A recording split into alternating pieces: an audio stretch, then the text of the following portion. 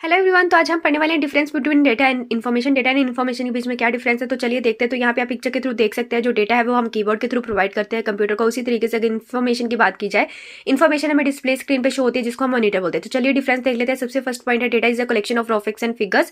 Raw facts and figures के collection को data कहा जाता है, जिसमें कि नंबर्स हो सकते हैं, कैरेक्टर्स हो सकते हैं, अल्फान्यूमेरिक्स हो सकते हैं, जिसमें कि नंबर्स प्लस अल्फाबेट्स का कम्बिनेशन होता है, इमेजेस हो सकती है, सिंबल्स हो सकते हैं। इसके अलावा भी काफी सारी चीजें डेटा में आती हैं। उसी तरीके से अगर इन्फॉर्मेशन की बात की जाए, इन्फॉर्मेशन इज प्रोसेस्ड डेटा। तो डेटा पे जब ऑपरेशन परफॉर्म हो जाते हैं, उसकी प्रोसेसिंग हो जाती है, तो उसे हम क्या बोलते हैं, इन्फॉर्मेशन। सेकंड पॉइंट है, डेटा इज नॉट अरेंज्ड और अनऑर्गेनाइज्ड। डेटा कभी भी अरेंज नहीं होता है, ये अनऑर्गेनाइज होता है, क्योंकि एक स्पेसिफिक ऑर्डर में नहीं होता है।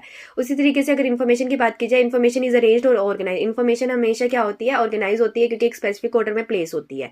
थर्ड पॉइंट है, data does not depend on information. Data कभी भी इन्फॉर्मेशन पे डिपेंड नहीं करता है, but information depends upon data.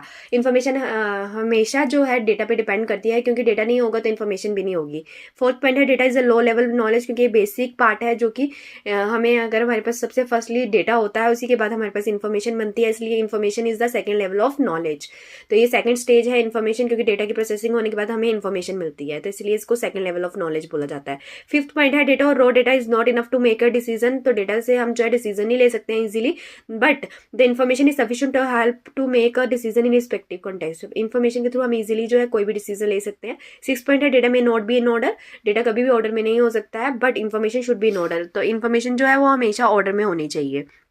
उसके बाद सेवन पॉइंट है, the word data is derived from the Latin word datum, which mean something that is given. तो जो डेटा वर्ड है वो डेटम वर्ड से लिया गया। जो लैटिन का वर्ड है उसका मीनिंग है समथिंग दैट इज गिवन, कुछ दिया गया है, इसमें एक सिंगल आइटम दी होती है।